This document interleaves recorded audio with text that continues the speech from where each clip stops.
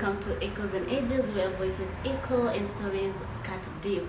I'm your host, Valentine Chumba, and today we are joined by a man who so many of you know him as Njenga wa Kujenga Mwea. But now we want to know who is the man behind the heart that is the heart of Mwea. Karibu sana mheshimiwa. Yes, please introduce yourself and tell us who is Njenga behind the scenes. Thank you very much, Val. I'm really honored to have this conversation. Okay. And I'm glad to introduce myself. Please do. Above the big name is a humble guy from the plains of Mwea, Mwea Plains, where we grow a lot of rice. Yes, you do. Yeah, Did you bring us some? We actually have planned for some. Okay. So born and bred in Mwea. Schooled as well around Mwea and the outskirts of Mwea. Currently, just I used trying to make ends meet in this country, but as well aspiring to become a leader. Kwa sababu walituambia sisi ndio viongozi wa kesho. Sasa kesho ni sahihi. Ni sahihi. That's very nice. Yeah. So above all, I'm a professional. I am in the energy space. I'm a renewable energy expert. Yeah, so that's what I do in my daily, and I want now to take the career in politics. Yes. So, what actually is pushing you to say, now I want power? Tunataka power. Tunataka power. Yes. Reasonably so, I feel we have a serene chances there. To forge the future we need and the future that we want. Yes. So I choose not to sit on the sidelines. Yeah. I wish to participate and change Kenya with deliberate action rather than just picketing. I have to take part. And this is not my first time. Actually in 2017 I ran for the member of county assembly for award in Mwea called the Berry Award. Though unsuccessfully, but the reason was not died. Yeah, was it the same race that you had somebody almost sharing the same name with you? Not really. At that particular time, actually, I was very, very juvenile in politics. Really, I didn't know. I actually thought when I say I want to become, then I have to become. So really, I tried my best then, but I had to learn the strings. For 10 years waiting now, so I have had to cook. You didn't compete in 2022? 2022, no, I supported another person, which I think is a noble thing to do. Because if you really need to be there, in power, yeah, then you should have made your networks. Yeah. So I had to make my networks by supporting others and also learning the strings. At times you have to learn on the job. Sure. And so by supporting another person, then you know what is needed for you to do. Yeah. So now you feel you're really prepared for this. I feel that I'm very. So what is that one problem that makes you feel like the people of Mwea have suffered enough, and enough is enough? Enough is enough for sure. Mwea is really behind on many fronts. I wouldn't say that we have an issue of overpopulation. Really, it's not a problem. But we have a working constituency. And the people really work hard. We are mostly agrarian, so we do a lot of rice. Other people do the selling of rice. I mean, they do the agribusiness. Others do perishable foods. And all of those people are not guarded by any policy that would protect them on their market struggles. From exploitations. So, from understanding what a member of parliament should do, I mean, my role as a legislature, my job is to first caution them with policies that would enhance their farming. In oversight, I would want the National Irrigation Authority to do or even perform its mandate to make sure that their roads are passable, because we have on-farm roads up to 700 kilometers that even right now when it's raining, it is impassable. It is really, really impassable. And you know, when you have to take your produce from the farm to the market, and then that process becomes very tedious, then there's nothing the farmer is getting. So those kind of things are the things that I feel should really be put to an end, because I think in the 21st century we should not be talking about same thing since independence to now. So we will have very deliberate policies to push for. Of course, our role as the oversight and also as a good representative. I mean, I should be able to understand what my people are suffering from because I really understand the issue of education. Because up to 2002, we had a number of just a few secondary schools. People are not transiting to the next level of education because the idea was that there was a lot of money. So if you have the money, then you don't need education. Sure. But you realize you need both the money and the education. Yeah. So I also need to make sure that when the parents work hard in the farms, their kids are also catered for when it comes to good and quality education. So those are the kind of things that I'm looking at. That's really beautiful. Now, your slogan, Njenga Kujenga Mwea. What have you really built, or where are you getting this slogan from? I think some things are just, well, beyond the creative. I mean, there is the destiny, right? Yeah, I mean, sure. I didn't know that I was going to end up being called Jenga. But again, Okay. Kiswahili, Jenga should mean build. Yes. So I feel that my future should be anchored on building good networks, building good friendships that will help my people, building good infrastructure for my people. I mean, building a future. Like I've said, I do not want to just be on the sidelines. When the future of this country is being built, I have to take part. That's really powerful. You know, I was expecting you to say, I'm going to build the roads, I'm going to build the schools, I have done this, you know, but now like building the future, that is really concrete and very strong and powerful. Even when you listen to our president now, he's not speaking about now. He's actually speaking about tomorrow. Yes. Because I think that is what matters. Even when you look at the Singapores of this world, the Malaysias of this world, or rather any other developed nation, they had to have deliberate actions so that the generations to come have to enjoy whatever they built. Yes. I mean, even the freedom fighters, they did it for us. Yes. So we have to be freedom fighters as well. So that even and build the future for the next generation. And we have to really take part. So now, give me one thing that you've done, go ground, that people can verify. Reasonably, like I said, I'm quite juvenile in politics. It doesn't mean that I haven't done anything, but most of the things are entirely social. And when you ask me that, I would want to think about the native politician. I mean, the politicians want to be seen with bulldozers, grading the roads, building schools. But of course, I don't come with a budget right now. I come with a resolve that we can build something together with the people. And at this particular time, we're just doing civic education. So every month we have a forum with the youth, women, and men. Actually, we speak about that electorate in terms of demographics, and I think the men are the hardest to convince. But of course, we are going in areas where we want to build the capacity so that the normal voter, people call them wananchi, should be really much empowered. And I think beyond the tool being the vote, they need the brains to know that they have to go and transcend beyond emotional politics and understand that they have to vote for someone who really understands. Who will deliver? Now, let me ask, what do you think you're going to do differently from those who came before you? Not just the promises, but something solid that they can hold on to. I have so much that I feel I could do, but limited to the mandate of a member of parliament. Because beyond the three, there's the legislative function. Now, let's not talk from you now, not have been elected. But once you're elected, what is it that you think you're going to do differently from your and I want to answer your question in a very constitutional manner. All right. Because I feel my predecessors, or even the incumbent, they really do not understand the mandate. Because over and above you trying to build the schools, or saying you're going to build the roads, within the confines of the constitutions, the constitution, are you able to do exemplary well so that you transit to the other functions?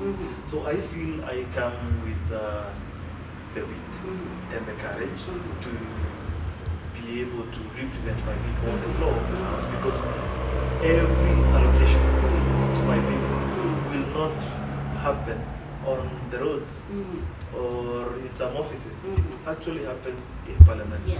So if I do my job very well in Parliament, represent my people, make good laws, then I'm very sure people will see some changes, because right now you have to lobby, you have to go tell people who are interested people and people who can change the lives of your people again, of the things that are troubling your people. So again, if you shy off from seeing the problems that people are facing, you're never gonna get solutions. So I feel the good guys, of course, don't get the bribe. So at the end of the day, you have to be hard enough to understand that it's a political world, and the word politics means you have to lobby. So I feel I can do it better than them. Of course, it comes with a lot of education. I am not saying that the people who are there haven't studied much, but I don't think they are entirely pre-exposed to it. You understand that being a member of the parliament or an MP, you're going to manage the CDF. And from your previous saying, you just said that the children or the people of Mwea are making good money, that they feel like there is no need for education. So how are you going to use the CDF funds?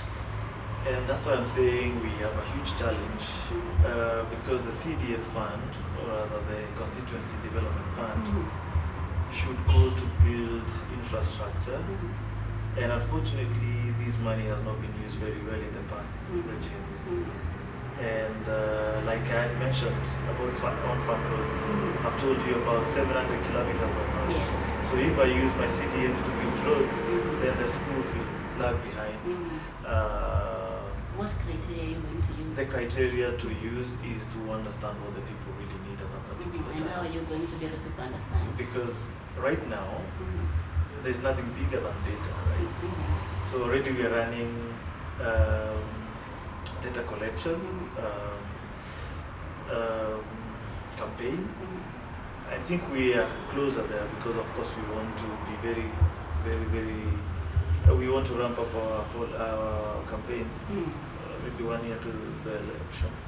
So by August we shall have already known what we need to do. But I think the roads are coming up very hugely as a priority. But we understand that it might not be only our mandate, because there is a CARE. There is also whatever the National Irrigation Authority is supposed to do, and also whatever the national government is supposed to do. So that might not take much of the CDF, but I think the CDF should go to building our future, like I said. So I think most of it will go to caution our parents from the burden. Is this your idea or the idea of your people? I want to do it with my people. I want to run. Is this what the people are telling you, go do this for Yes. us? Or it is an idea that you feel like it will be beneficial to your people? I would want to do it from them, because what we have realized even now, the challenges we have with our national politics is imposed solutions. Because at times you would understand, maybe somebody just wants their kid to study, and then you're bringing a road. The road might not be very much beneficial, but of course it is important to another person. But again, like you said, it's an issue of priority. So I really listen to the people. And again, I'm saying I'm very young. If I do it wrong now, I have no future in this politics. So I have to do it. I have to do it. They'll pull you down really fast. Okay, let's be honest. How strong are you on the ground right now?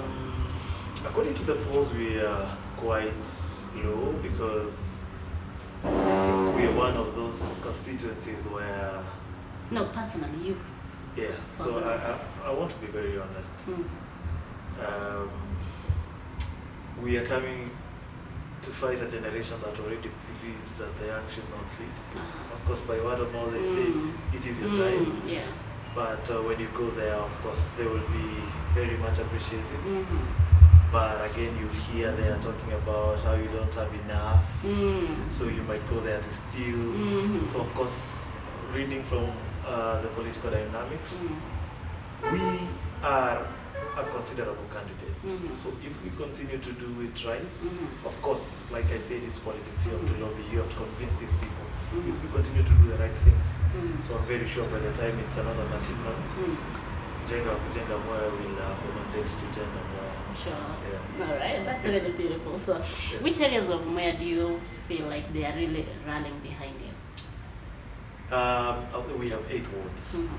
So predominantly I come from Tebere ward and another one called Diba ward. So I feel I have 4 wards that actually carry 60% of the vote.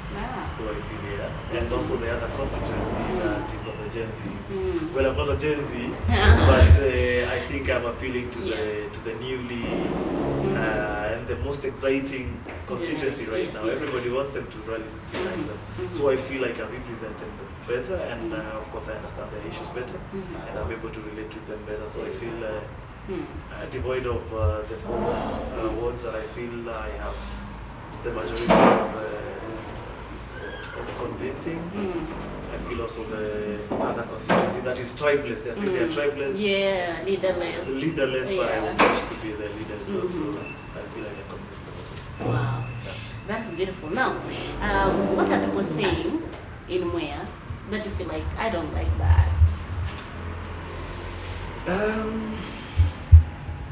Well, I must say, because niko kwa chama tawala, I'm running on a UDA ticket. Of course, we do not know how the future unfolds, but I am really entrenched into the UDA party. And unfortunately, whatever I'm hearing from the Mwea people is that they want to maybe go into the emotional politics rather than looking at whatever someone could ever do for them. So it's really about that. So wanaongea mambo ya one term. Mambo ya one term or 2 term. I don't think that is gonna build the roots. You know, it's not going to build their own farmers. It's not going to cushion the farmer. It's not going to educate the students here and there. So I feel that is something that is really lagging, and I wish, and I think it is a general feeling to everybody. They feel they should transit, and already we are just in the middle of a regime. So I don't think we are already there to be able to transit, but I think, of course, for me, I would want the current MP to exit so that I get there. So, I mean, that is one thing that I feel the Mwea people should just stop and listen to people, devoid of the noise, and then engage us and see who is really willing to work for them. Oh, that's really beautiful. Now, I would like to ask you, you're very articulative. Now, I want to understand, why do voters lose trust in leaders after election? No, I mean, the voter is a human being, and I think mostly we live on expectations. And Chumba will tell you for sure, if you promised me a bicycle, if I become number 1, remember how our parents used to tell us? Yes. And as soon as I become number 1, you tell me now you have to do it again and again. Probably I'm not going to believe your promise anymore. So I mean, if you have a promise, then you have the burden to over-deliver. But if you know whatever you're promising is something you're going to deliver, then you have to do that. Then again, they talk about being available. I mean, Wanjiko, like we've said, or rather the voter, is a very expectant person. Again, we come out as leaders to show them that we are going to solve all their problems. And ideally, we might not be able to solve all their problems. So you should know the extent at which you have to tell them. But of course, the end justifies the means. Again, you have to say something so that you get there. But again, you have to be seen to do those things. They would rather say, ulijaribu lakini hukuweza, but don't go there boasting and showing them that already you got there and you don't need to do whatever you told them you're going to do. Again, the other thing is doing things that they never wanted you to do. So, do you feel like you're going to be just like those leaders you're criticizing now? I feel that there is surely a good chance that someone could forget, because a human being. Let's talk about you. Yeah, I feel. Are you going to forget? I may not forget, because where I come from, I mean the community has really taken its duty to educate me, because I had gone through a harambe. I had to be fed by people because I come from a single family. So I feel I also have a duty to give back to the society. So believably, to anyone who thinks that Kujenga Mwea can be tracked back, No, my resolve is clear. I want to work for the people, and I know it is not because of money that I chose to buy, because there's someone who has a lot of money and thought I can run a campaign. You hear I started in 2017, I had nothing back then. And actually I was supported much by the Iron Lady, Martha Karua, because I ran on her party. But that's And now you're not yeah. running on our party. Unfortunately, no.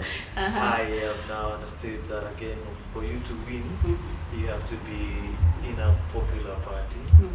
I mean, as a young person, you have many hindrances.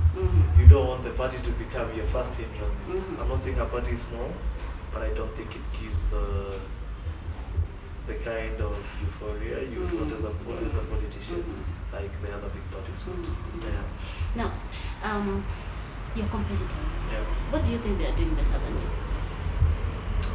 Like I'm saying, I mean, I'm a young guy. I mean, others have a lot of money, so I have to be very honest.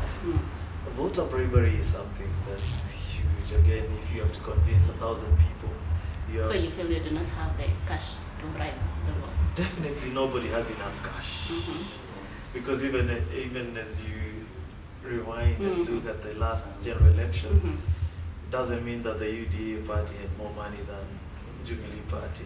Yeah. Now let's see this. Why might someone vote them over you?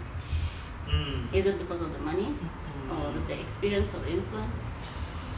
Actually, I have to mention to you, we have 4 former members of parliament who are vying for the same position I'm vying for. You would understand the issue of incumbency and even the issue of relativity.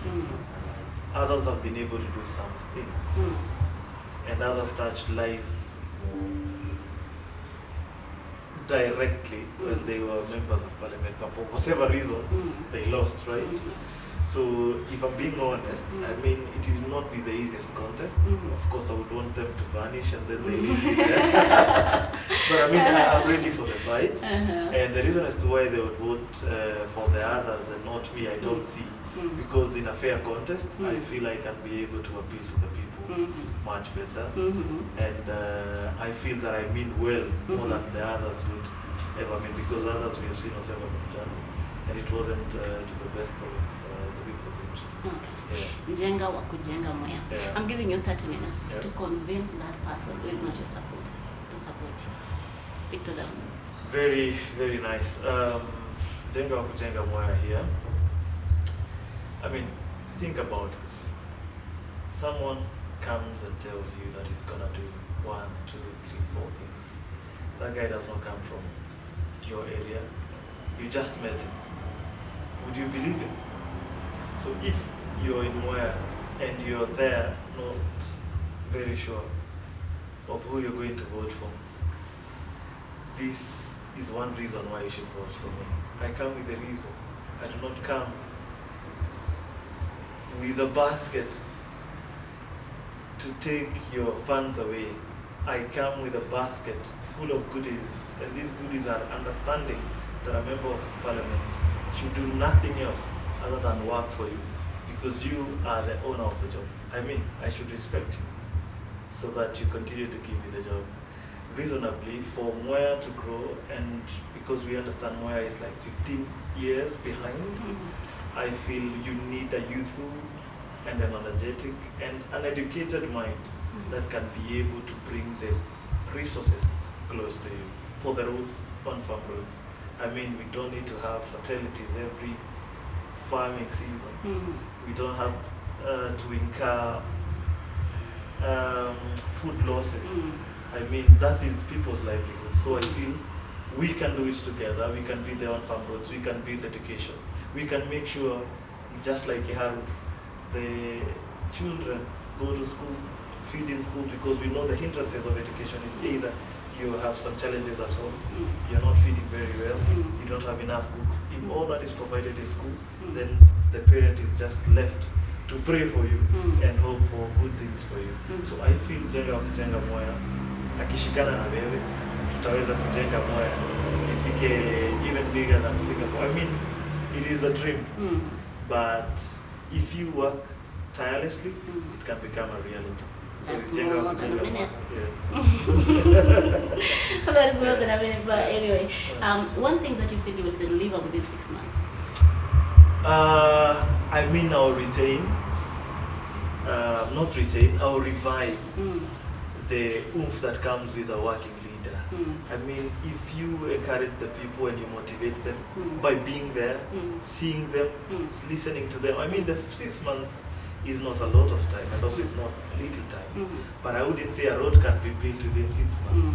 But I feel at that particular time, we can walk the journey with them, because I think there's something anchored in the Constitution called public participations. And I know the first thing I will do, the first thing I will do on the 1st of January 2028 is to make sure there will be free primary education. Because I feel we actually have an allocation of 200 million every financial year. It's possible to school people and feed the people in school, and also give bursaries with the other funds that come.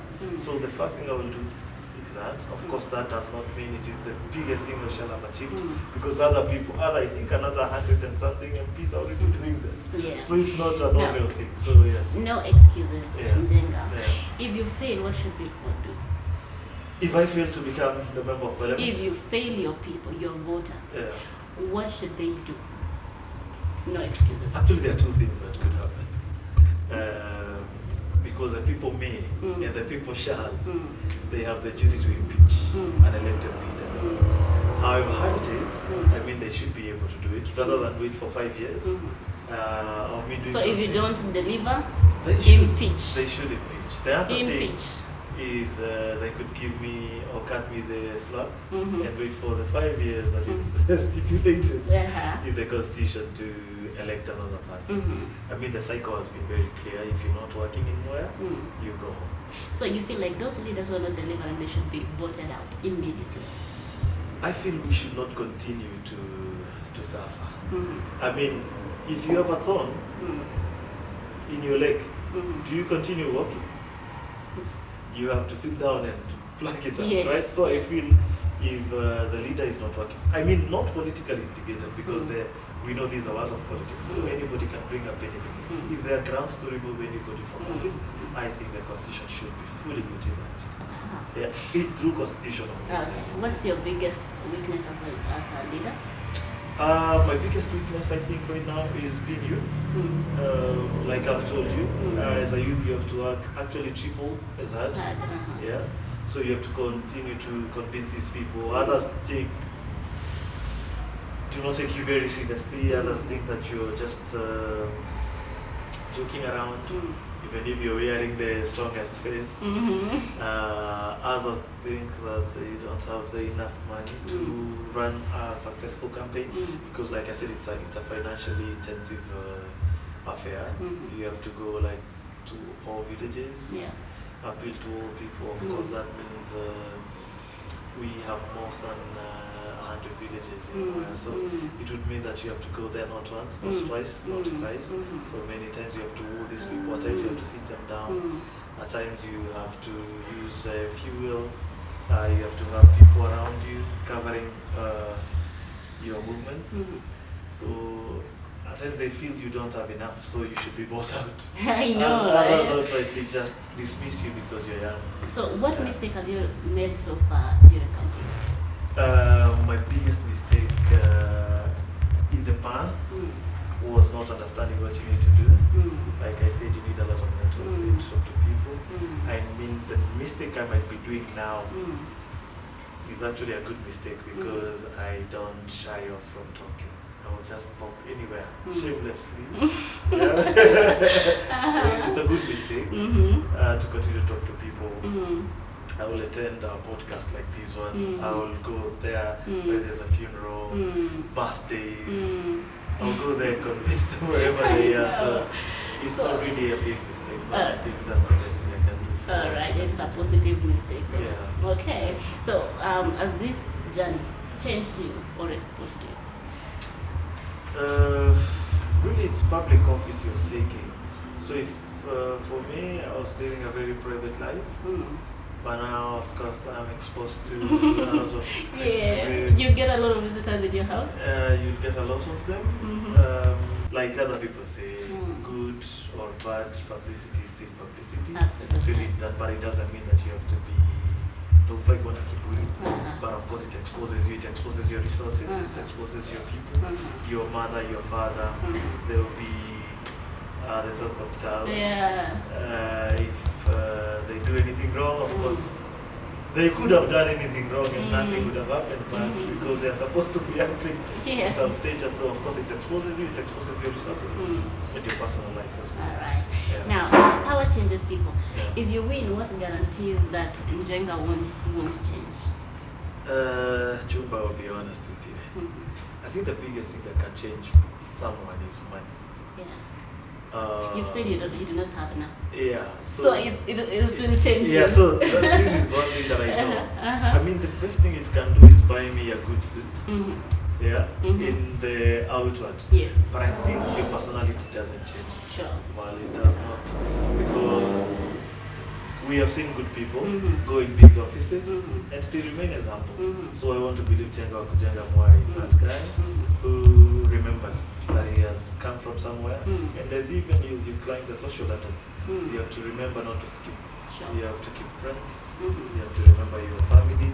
So I will be grounded on the African home structure. Right. To remember that I am a family man. And an honest man. I know, right? I know that. That one should be bold. Now, final word and your message to Mwea voters.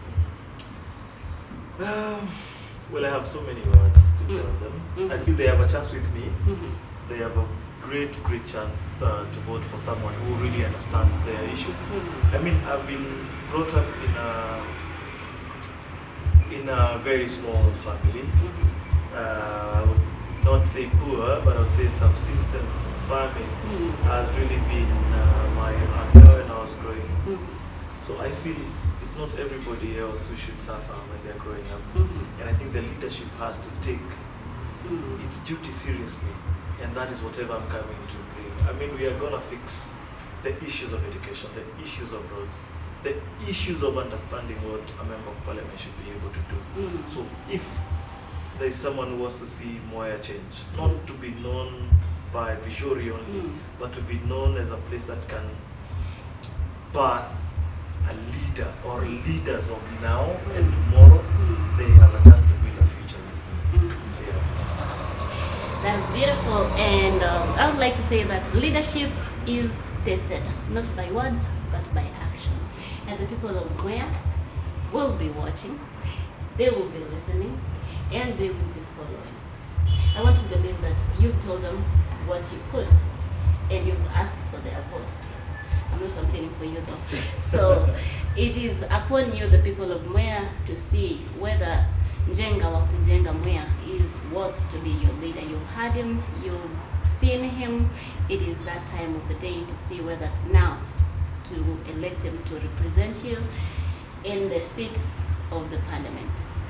Otherwise, I do not know if you have any closing remarks before we end the show. I'll say the reason is clear.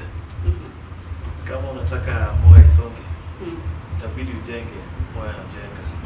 Na tujenge Mwea anajenga sote, sababu mimi ni wenu na nyinyi ndio mtanipea hii kazi. Because whatever I'm asking for actually is not for votes only. I mean, I'm asking to do a job. Because I mean, when your parents take you to school, they expect that you find a job. And being a member of parliament is a job like any other. So I should take it very seriously. And I hope come the 10th of August, 2027, they'll give me the chance to work for them for 5 years. And then from that time, they shall decide it is me and no one else. Alright. And let me just ask this. If you don't get elected, what happens? Well, we are not very ready for that. But you've given me some homework. I would think that I'll go back to my profession. But also the reason doesn't die. Because I mean, if you want something, you have to want it very badly. Even in business or even in a career. I mean, you could fail at exam. But it doesn't mean you have to fall out of the course. So you have to continue, and I will continue. But well, I'm saying I'm not ready for that because I know that this will be mine.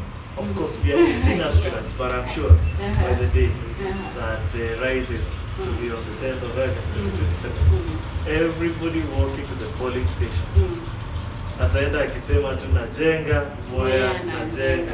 Okay. Tunajenga Mwea na Njenga. Alright guys, that is the end of our episode with Njenga wa Kujenga Mwea. That is Mr.